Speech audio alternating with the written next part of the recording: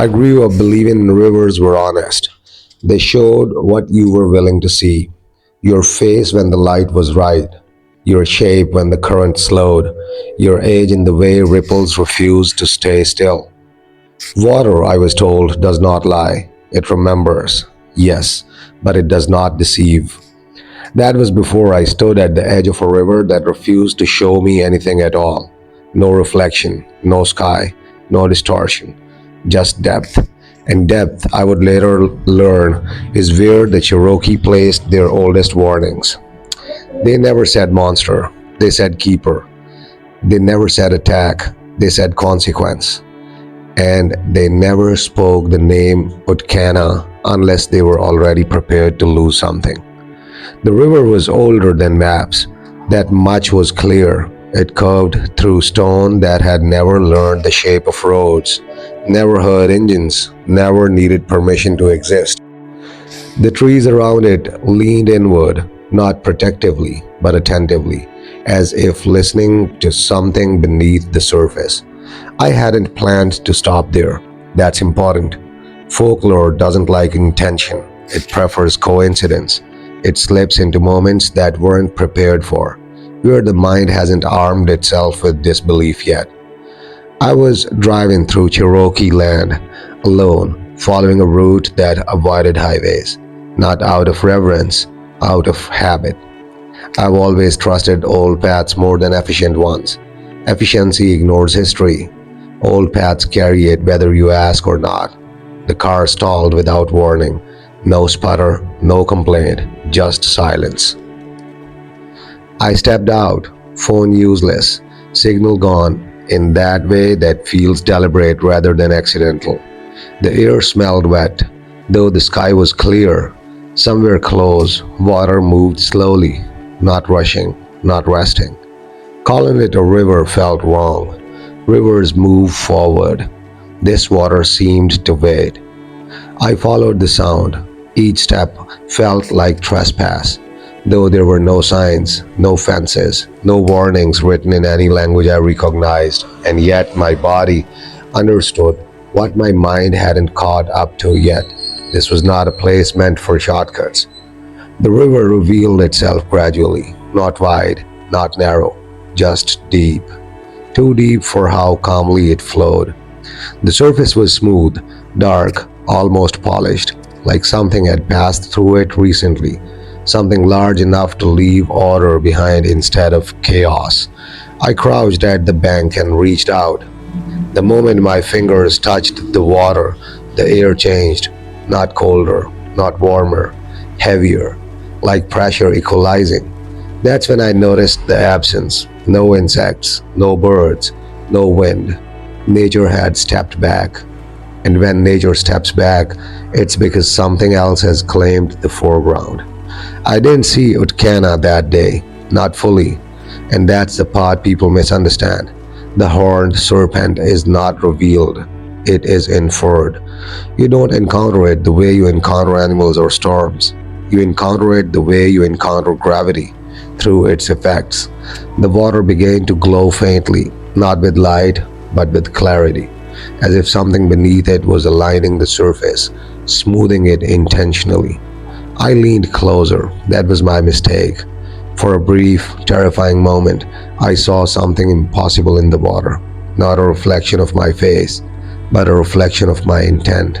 My curiosity, sharpened by ignorance, my presence, uninvited but persistent. Then the surface broke, not violently, not dramatically, just enough.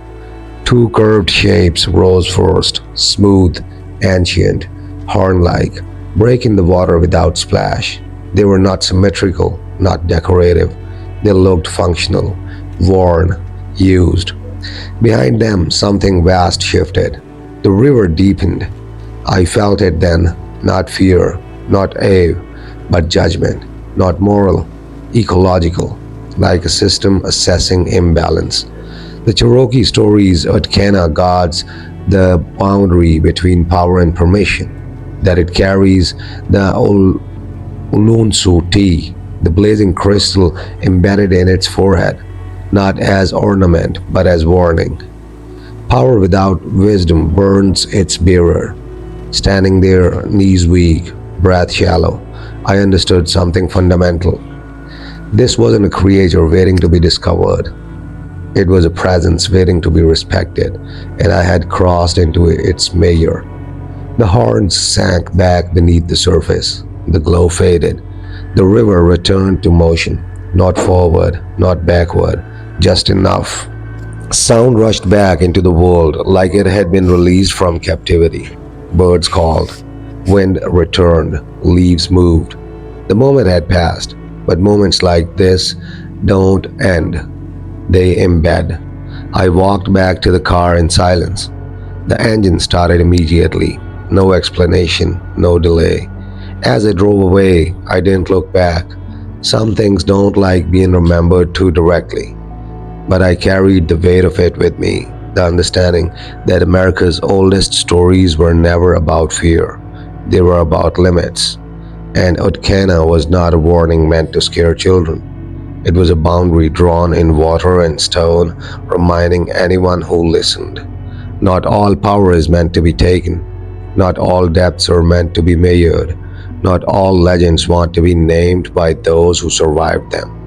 There is a difference between being told a story and being prepared for it. The Cherokee understood this distinction better than most cultures because they lived inside their folklore, not above it.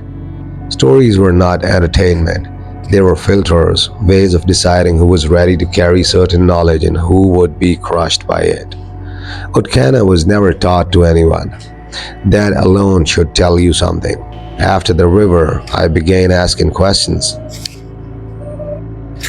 After the river, I began asking questions, not openly, not carelessly.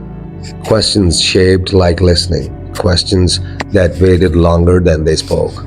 The kind elders recognized because they once asked them to. Most people said nothing.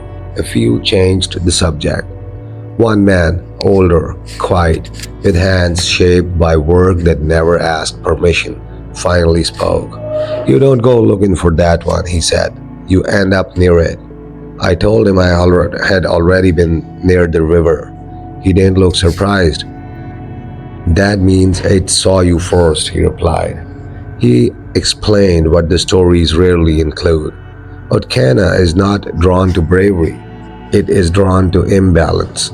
When something accumulates too much power, knowledge, hunger, ambition, the world tilts. Most cultures personify that tilt as chaos or punishment. The Cherokee gave it a guardian.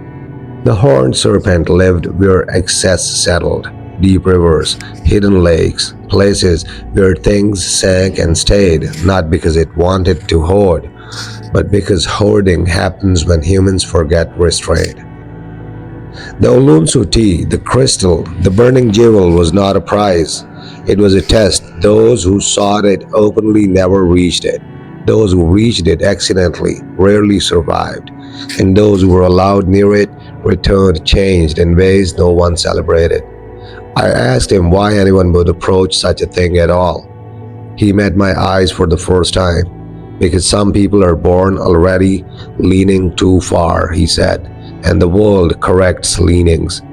That night I dreamed of water again, not the river, something older, a lake without shore, black, smooth, endless, and beneath it, movement that did not disturb the surface. I felt watched, not hunted, measured. I understood then why the Cherokee never spoke of ûTKÖNA as malevolent. Malice implies intent. ûTKÖNA doesn't want.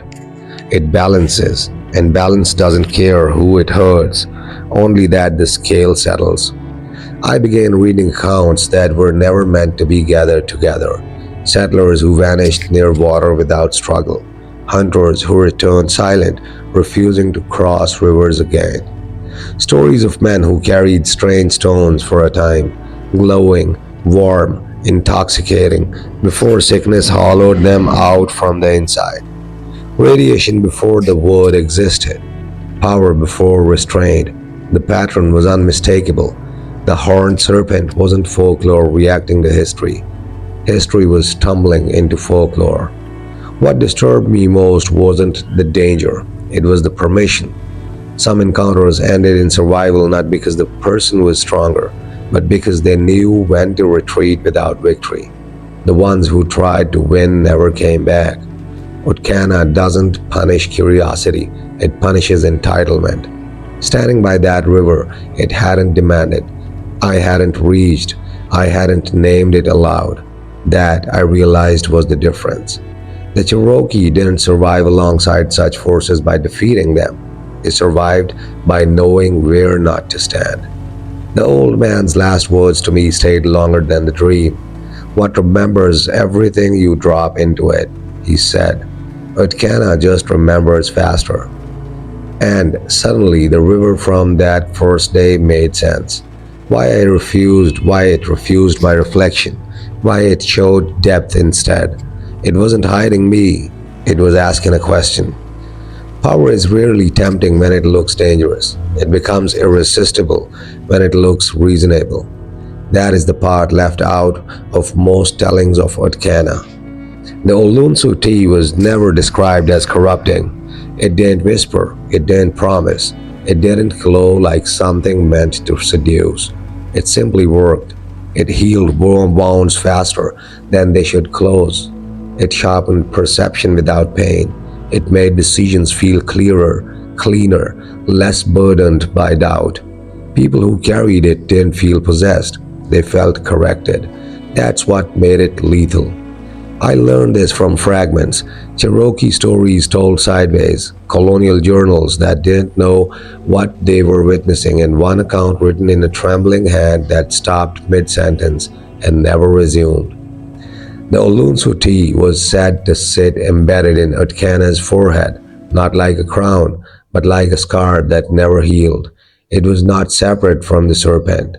It was consequence made visible. Those who glimpsed it described the same sensation, a sudden awareness of how easily the world could be adjusted if only one small resistance were removed. Pain eliminated, illness resolved, conflict simplified, all solvable, all at a cost that didn't announce itself upfront. The Cherokee did not fear the crystal, they feared the people who would want it. They understood something modern culture struggles with.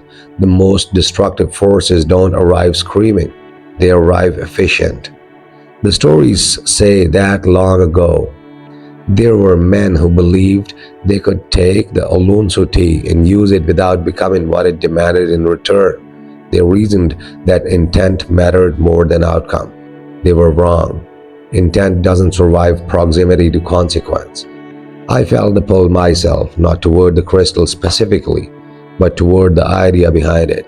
The more I learned, the more I understood how thin the line was between reverence and ambition. Knowledge begins as listening, but listening eventually invites response, and response invites action. That's the slope. That's the slide. The river had shown me depth because depth invites measurement. Measurement invites mastery. Mastery invites ownership. ûTKÖNA exists to interrupt that progression. One story stayed with me longer than the rest. A healer, respected, cheerful, patient, was allowed near the serpent's domain during a drought that had begun killing children. The elders debated for days before permitting the journey, not because they doubted the healer's heart, but because they feared success. He returned, the drought ended, the children lived. And within a year, the healer could no longer sleep without the sound of water running. He lost weight, grew distant, began touching rivers with his bare hands as if checking their temperature. By the second year, he avoided people entirely. By the third, he walked into the water and did not return. No punishment, no curse, just rebalancing.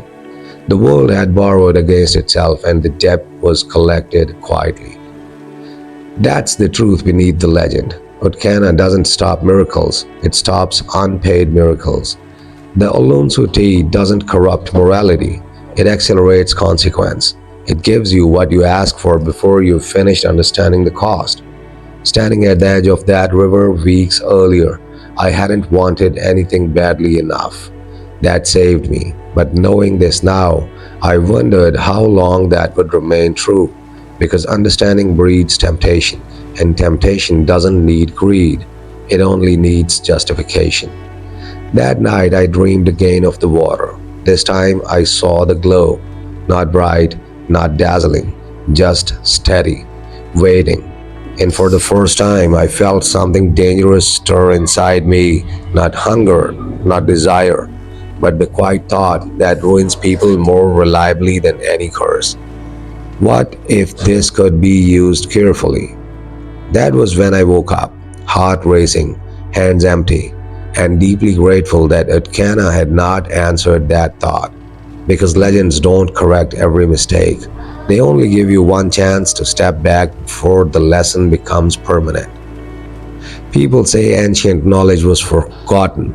That's comforting. It implies accident, time, neglect. But the Cherokee did not lose their most dangerous knowledge. They set it down, deliberately, and then they stepped away from it. That distinction matters more than anything else in this story. After learning about the ûLTKÖNA, I asked the wrong question. I asked how people avoided ûTKÖNA. The answer came back quietly, most gently. You don't avoid it, an older told me. You stay where it doesn't need to notice you. That was the boundary, not a line on land, not a ritual, not even a rule. It was a way of living that did not accumulate excess. ûTKÖNA did not appear where rivers were respected, where fish were taken sparingly, where water was not forced to obey channels it never chose. It appeared where imbalance pooled, where humans tried to fix the world faster than they tried to understand it. This is where outsiders misunderstood everything. They assumed the stories were about fear.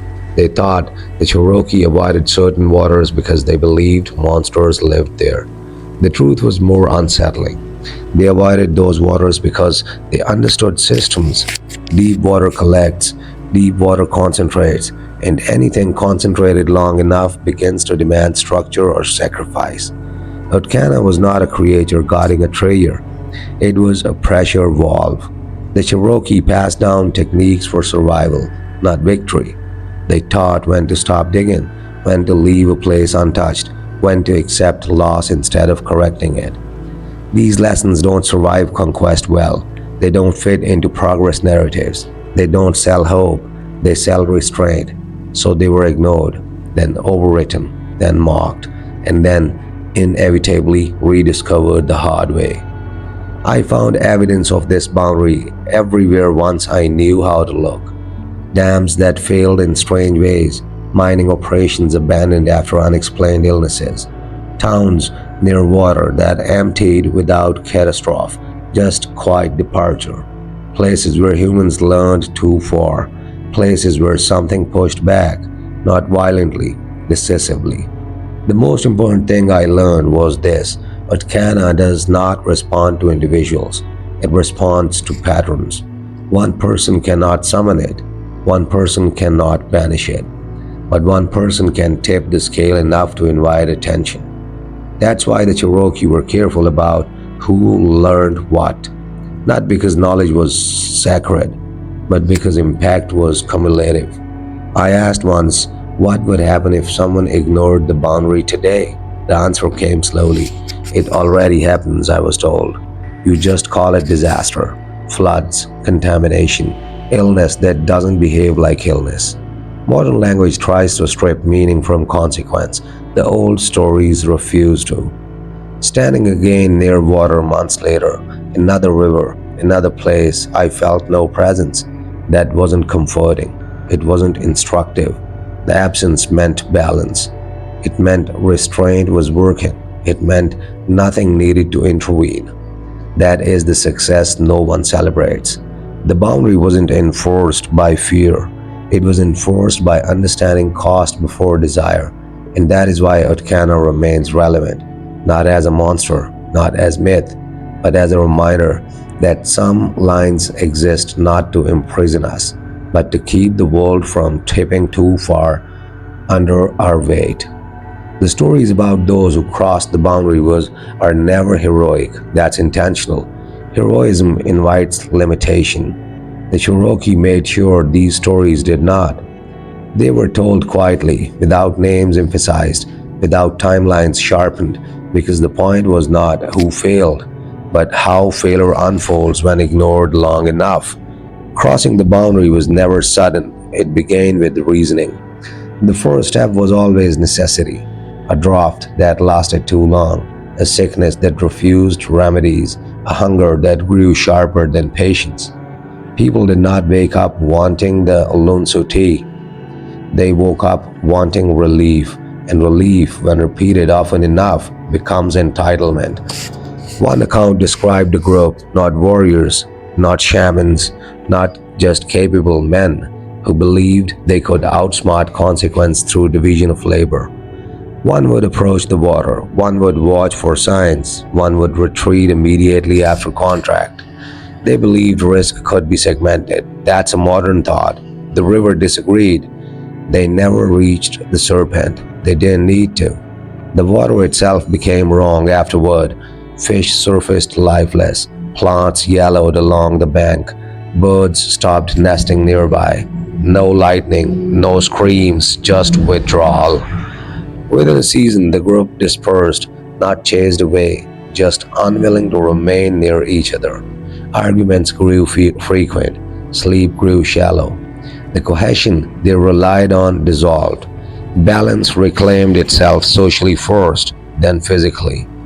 Another story spoke of a man who did succeed in touching the crystal, not removing it, not wielding it, just touching. He described the sensation as warmth without heat, clarity without calm. He knew how to heal a wound he had never seen before. He healed it. The wound closed perfectly, too perfectly, scarless. The body accepted the change immediately. The man lived for years after. That's the dangerous part. He lived, but he could no longer ignore suffering. Not because he became compassionate, but because suffering felt inefficient. He intervened constantly. He fixed, corrected, adjusted, and slowly, quietly, people stopped healing naturally around him. Their bodies deferred, their resilience softened. He became necessary, and necessity, when concentrated in one place, attracts correction. He died suddenly, no illness, no injury, just cessation. And the people he left behind struggled longer than they would have without him. The world had to realm balance the hard way. This is why the Cherokee never framed ûTKÖNA as evil. Evil suggests choice. ûTKÖNA does not choose. It responds. Cross the boundary and response follows. Not punishment, not revenge, correction. I realized then why my first encounter ended the way it did. I hadn't crossed the boundary. I had approached it and stopped. That mattered. The horned serpent did not rise fully. The crystal did not reveal itself. The river resumed its flow. The system remained intact. Modern culture despises limits. We see boundaries as obstacles, not safeguards. But every culture that survived alongside forces it couldn't dominate learned the same lesson eventually. Restraint is not weakness, it is alignment. As I left Cherokee land later that year, I passed dozens of rivers. Some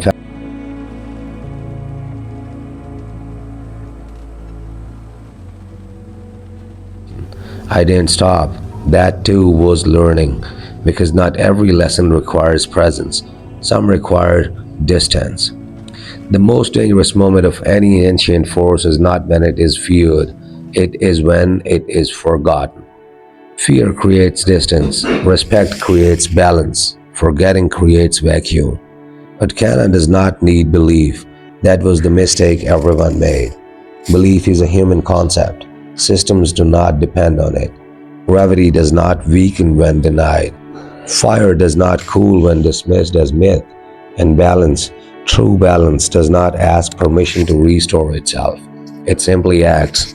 When the old boundaries faded, they weren't replaced with better ones. They were replaced with confidence. Confidence in engineering. Confidence in science divorced from humility. Confidence that control could substitute understanding. Rivers were straightened, water was forced to work, depth was measured, charted, exploited. And every time depth is treated as inventory instead of threshold, something ancient stirs, not out of danger, but necessity. I began noticing the pattern long after my first encounter. Places where water no longer behaved as predicted, floods that didn't follow rainfall logic, sinkholes where no erosion had been recorded, reservoirs that poisoned slowly, inexplicably. Modern reports searched for causes. Old stories already had names. But ûTKÖNA was not present in these places as a creature. It was present as correction without symbolism. Because symbolism is for cultures that remember. The Cherokee warned that when stories are abandoned, forces stop announcing themselves. They stop appearing as serpents in visions. They become events, unnarrated, unnormalized, unmoralized, unpreventable. That is when people start calling them disasters. I spoke once with a hydrologist who had no interest in folklore. He described a river system that behaved like a living thing under stress, redistributing pressure unpredictably, refusing containment, breaching at mathematically inconvenient points. He laughed nervously and said, "It's almost like it doesn't want to be managed." I didn't laugh. I had heard that phrasing before, just in older words. The horned serpent no longer needs to rise from water to be felt. It exists now as misalignment, as the cost of ignoring limits too long enough that reminders become catastrophic. That's the evolution people miss. Ancient forces adapt when ignored. They become quieter, broader, more efficient. And yet, sometimes it still appears. Not often. Only when imbalance sharpens into arrogance. Only when someone reaches too far, too confidently, too publicly. Those encounters rarely make headlines. They make footnotes. Disappearances explained away. Incidents categorized as accidents. Knowledge compartmentalized to avoid pattern recognition. That is modern restraint. It works until it doesn't. I realized then that ûTKÖNA had not faded. It had scaled from serpent to system, from guardian to mechanism, from story to structure, and structures are harder to argue with than myths. The Cherokee never asked others to believe their stories. They asked them to live in a way that made the stories unnecessary. That request went unheard, so the stories returned as consequences instead of warnings. Standing near water now, I don't look for signs, I look for imbalance, for places where correction feels overdue. And when I feel it, that tightening in the chest, that sense of weight shifting, I leave, not in fear, in recognition. Because the horned serpent does not chase, it waits. And when it moves, it does so on a scale too large for drama. There is a specific kind of person ûTKÖNA notices. Not the reckless, not the ambitious, not even the desperate. It notices the ones who feel uneasy in shallow places. These are people who sense when explanations are too clean, when solutions arrive too quickly, when progress feels louder than necessary. They are not drawn by power itself, but by weight. Depth has weight, and some people feel incomplete without it.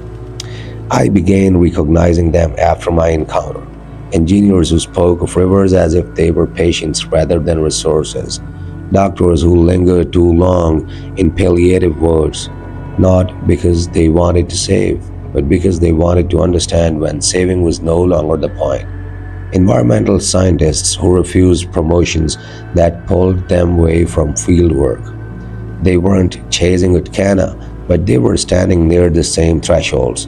This is the danger. Not that people seek the horned serpent, but that some people begin to feel responsible for holding the line once they sense it exists. Responsibility is heavier than temptation. Temptation can be refused. Responsibility feels earned. I felt it myself, that quiet pressure to intervene when imbalance became obvious, to speak when silence felt like negligence, to correct not for personal gain but to prevent collapse. That's how the boundary erodes, not through greed, through duty. The Cherokee understood this risk. That's why they rotated responsibility. No single person stayed near the deepest waters too long. No one carried the role of watcher permanently. Proximity was temporary by design, because depth changes people slowly, reasonably, irreversibly. Modern systems don't rotate, they specialize, they isolate expertise, they reward immersion, and immersion without ritual exit leads to attachment. Attachment leads to justification. Justification leads to crossing lines with good intentions, the most dangerous crossings. I once met a man studying water contamination near a decommissioned site. Brilliant, careful, ethical. He spoke about the river as if it were asking him something, not demanding, not accusing, asking. He planned to divert the flow slightly to reduce harm downstream. Technically sound, morally defensible, but I felt it then, the familiar tension. The scale was shifting, not violently, subtly. I told him to wait. He didn't. The diversion worked for 6 months. Then the river corrected elsewhere, faster, harder, unpredictably. The damage multiplied. He stopped returning my calls. Responsibility had hardened into fixation. But ûTKÖNA doesn't lure people with promises. It attracts them by reflecting their seriousness back at them. It becomes a mirror for those who believe someone must stay close to danger to keep others safe. Sometimes that's true, but staying too long turns the mirror opaque. You stop seeing yourself, only the system, and systems don't care who carries them. That's why the Cherokee stepped away, not because they lacked courage, because they had wisdom. They understood that even guardians must retreat, even watchers must forget details, even responsibility must be shared, or it becomes possession. I stepped away too, from the rivers that felt heavy, from the questions that demanded action, from the belief that proximity equaled virtue. It wasn't easy. Walking away never feels heroic, but heroism is not a survival strategy. Balance is. ûTKÖNA remains, not waiting for worship, not seeking conquest, but responding to those who stand too close to depth for too long and forget to leave. I went back years later, not because I was pulled, not because I was called, because enough time had passed that the memory no longer burned, and that, I knew, was the danger. When a place loses its edge in your mind, you risk mistaking familiarity for permission. The river looked unchanged. That alone unsettled me. The same slow bend, the same depth that refused to announce itself. The same way sound softened as I approached, as if the world were dimming its voice out of respect or caution. I stopped well short of the bank. That was deliberate. I had learned something crucial since my first encounter. Closure is not granted by proximity, it's granted by restraint. The Cherokee never returned to ûTKÖNA for reassurance. They returned only to confirm balance had not been disturbed. That distinction separates stewardship from obsession. I stood there quietly, not watching the water, but watching myself. Was I hoping to feel something? Was I waiting for recognition? Was I expecting the river to remember me? Those questions mattered more than any sign, because the moment you want to be remembered by a force like ûTKÖNA, you've already learned too far.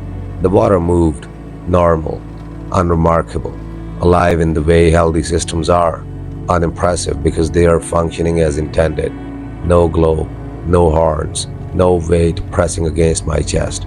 That was the answer. I realized then that my first encounter had never been an invitation.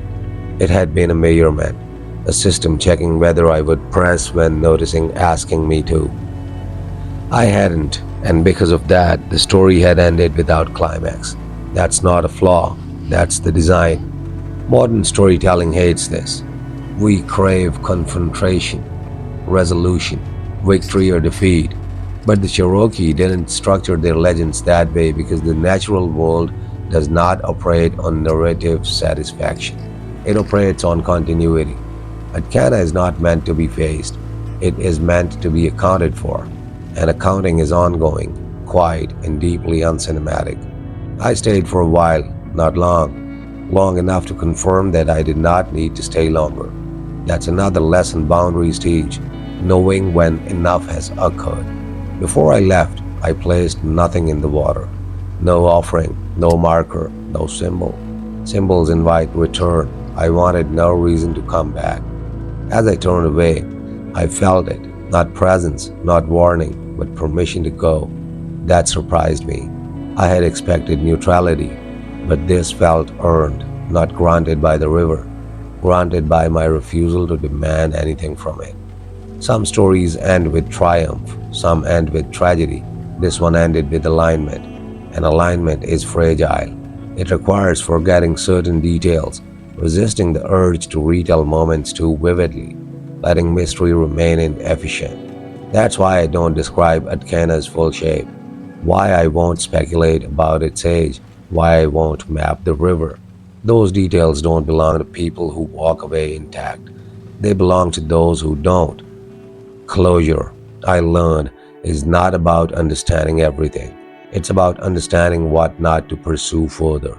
And the horned serpent, ancient and patient, does not need witnesses who linger, only people who know when to leave the water undisturbed.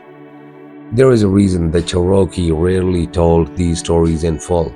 It wasn't secrecy, it was containment. Stories are not neutral vessels. They move things, they wake questions, they invite attention, not just to form listeners, but from what this story is about. To speak of ûTKÖNA is not to summon it, but it is to shift weight, and weight, once shifted often enough, demands response. That knowledge sat heavy with me as I decided whether to speak at all. Silence would have been safer, but silence also creates absence, and absence left unchecked is how forgetting begins. So the question was never whether to speak, it was how. The Cherokee solved this by fragmenting their stories. No single person held the whole shape. One knew the river, another knew the warning, another knew the consequence, another knew when to stop speaking. That way, the story remained alive but incomplete. Incomplete stories don't invite conquest, they invite restraint. Modern audiences expect coherence, beginnings, middles, ends, but coherence is dangerous with stories like this. Too much clarity sharpens desire, too much detail invites replication. So what you are hearing now is not the whole story. It never was. It's a shadow of alignment, not a map. I noticed something unsettling once I began sharing fragments, carefully, indirectly. People didn't ask where the river was. They asked how it felt. They weren't interested in location. They were interested in permission. Could this be approached safely? Could this be studied? Could this be applied? Those questions told me everything. The danger had shifted, not from the water, but from the interpretation. That's the final adaptation of folklore, when creatures stop appearing in forests and start appearing in footnotes, analysis, think pieces. When the myth becomes metaphor, when metaphor becomes leverage, that's when boundaries erode fastest, because metaphor convinces people they're no longer dealing with reality. ûTKÖNA does not care whether you call it a serpent, a system, or a symbol. It responds to imbalance, not language. I stopped telling the story in certain rooms, stopped answering certain questions, not because I feared disbelief, but because belief was no longer the problem. Confidence was. People too sure they understood were the ones leaning closest to the boundary without noticing. That's when I learned the final rule of these stories. You do not tell them to teach, you tell them to slow. If the listener feels urgency afterward, you failed. If they feel caution, you've succeeded. So this segment exists as a warning about the warning itself, about how easily reverence becomes curiosity, how curiosity becomes methodology, and how methodology invites repetition. The Cherokee never asked, "What is ûTKÖNA?" They asked, "What happens if we forget if it exists?" That difference kept them alive alongside forces they did not dominate. If this story makes you want to search, stop. If it makes you want to explain, pause. If it makes you want to prove, leave. Those instincts are not yours. They belong to imbalance. Because the most dangerous thing you can do with a boundary is turn it into content. And the horned serpent has survived longer than any audience. Legacy is strange.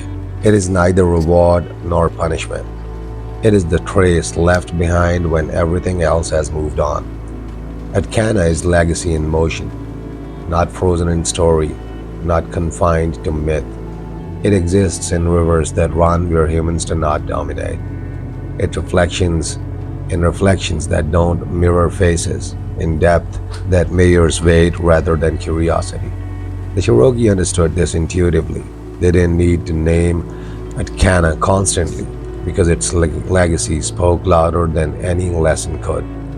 Years after my first encounter, I returned once more, not seeking it, not studying it, but simply walking along rivers whose names I no longer remembered.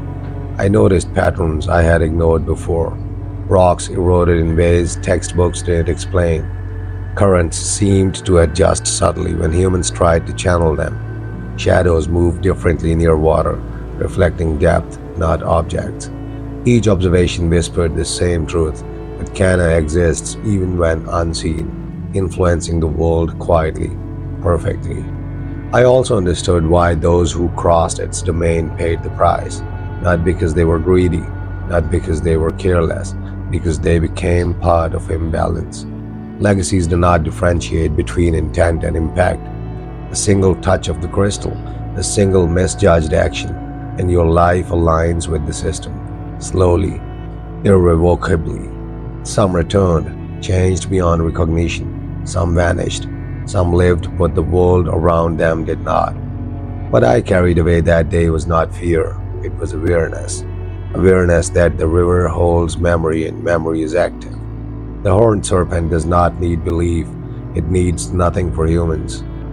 Yet it reacts to their failures. The lesson is simple: respect depth, respect weight, respect the unseen, and above all, know when to leave.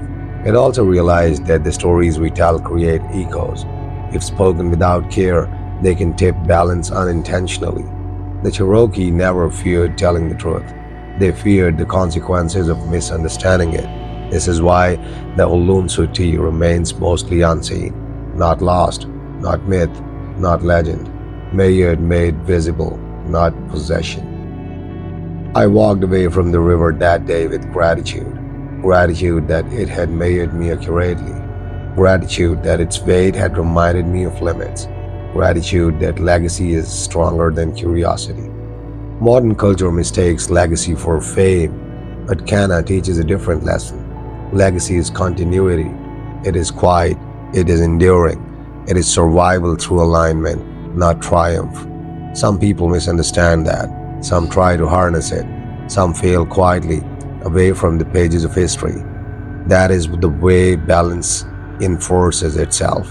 I left the river, my footprints in mud, washed immediately by the current, leaving no trace. And that is exactly as it should be, because some stories, like deep rivers, survive not in human memory, but in the weight they'll leave behind. Not all encounters are direct, some are subtle. Years after leaving that river, I noticed patterns in myself and others, ripples that didn't originate from action but from observation, from proximity and imbalance, from awareness itself. ûTKÖNA does not need to rise fully from the water to affect life. It operates in shifts. A river slightly warmer than expected, a current that moves slower without reason, fish behaving differently than they should. Each event is a whisper, a suggestion. Measure, observe, respect. I spoke with scientists and historians who had never heard the name ûTKÖNA. They described the same phenomena: anomalies in hydrology, inexplicable survival patterns in ecosystems, rare alignment of natural events that kept populations balanced against odds. They had no explanation. I had one. Not supernatural, not fantastical, but systemic awareness embedded in folklore. The Cherokee knew it intuitively. ûTKÖNA's influence extends beyond the water. It reaches humans who interact with imbalance, where they realize it or not. The engineer who adjusts flow for safety, the doctor who hesitates before intervention, the farmer who leaves part of the harvest for wildlife. All of those people touch the boundary, whether consciously or not, and all are measured silently. I felt this most keenly in myself when making decisions about what to record, what to share, what to analyze. Some discoveries, scientific, social, environmental, felt inevitable. Others felt dangerously tempting, as if understanding them fully would bring reward or mastery. The difference between a useful intervention and a disaster is often imperceptible. But ÜTKÖNA's invisible hand ensures that most people are corrected before catastrophe manifests. Those who ignore subtle warnings rarely recognize the pattern until it's too late. Disasters labeled as accidents, mistakes labeled as anomalies, balance restored quietly, leaving no story, no legend, no name. That's the silent work of the horned serpent, not to terrify, not to punish, not to be worshipped, but to realign. It's a humbling lesson, one that I carry constantly. The river taught me restraint, the crystal taught me consequence, the legacy taught me awareness, and the invisible hand teaches humility. Humility in knowing that the world can correct itself, humility in knowing that we are participants, not masters, humility in knowing that stories survive in patterns, not in narratives. Some people experience this as intuition, some as luck, some as unexplainable coincidence. I experience it as memory, a deep, ancient memory embedded in water, stone, and quiet timing of life. The horned serpent moves through those who have forgotten the old boundaries, adjusting silently, often without recognition, always without narrative. It is the lesson the Cherokee hoped would survive, not the story, not the serpent, but the alignment. I never expected to leave the river unchanged, not physically. My footprints were washed away anyway, not mentally. No encounter of this magnitude leaves you untouched. But what surprised me most was how quietly the lesson settled into life. ÜTKÖNA is not a story of monsters or curses. It is a story of consequence, observation, and restraint. The transformation begins with noticing imbalance, noticing weight, noticing when your action or inaction tips the scale. I saw it in myself. Small decisions suddenly felt heavier. Choices once trivial carried the echo of rivers I had visited. Even leaving the water untouched became an act of alignment. The Cherokee understood this deeply. Stories exist not to entertain, not to frighten. They exist to teach the rhythm of interaction with forces beyond comprehension. ÜTKÖNA was never meant to be conquered. The ÜLUNSUTI was never meant to be possessed. The horned serpent was never meant to be stared down. It was meant to correct, to measure, to teach humility without fanfare. Reflecting on all the people I had observed over the years, the ones drawn to imbalance, the ones who crossed boundaries, the ones who survived by restraint, I realized the same truth applies to everyone. Life measures us quietly, in small increments, often without recognition. Those who heed the subtle shifts thrive. Those who ignore them are corrected, not violently, not cruelly, inevitably. The final lesson is simple yet impossible to master. Leave when needed. Step back when the scale threatens to tip. Respect what is beyond your understanding. Know that the deepest forces demand alignment, not control. This is the legacy ÜTKÖNA leaves. It survives in rivers and lakes. It survives in people who pause, hesitate, and reflect. It survives in patterns of behavior, invisible yet potent, enforcing balance where belief has waned. Walking away from the river for the last time, I felt a presence, not threatening, not encouraging, but acknowledging. I understood at once that the lesson was complete in me, that my transformation was not about mastery, but perception. That survival, when aligned with forces you cannot dominate, is a quiet, lasting triumph. Stories like this will continue to circulate. Some will distort them, some will sensationalize them, some will ignore them entirely, and that is acceptable because the real story never depends on retelling, it depends on understanding. The horned serpent, The ûTKÖNA, the river, these are teachers of patience, humility, and myriad action, and they remain as relevant today as they were centuries ago. I carry the memory not as a legend, I carry it as a compass, a reminder that depth is not always visible, balance is not always obvious, and some of the most powerful forces in the world exist quietly, waiting for us to walk wisely alongside them. The river flows still, the crystal waits unseen, and ûTKÖNA mirrors silently. All that remains for us is how we choose to move within its domain.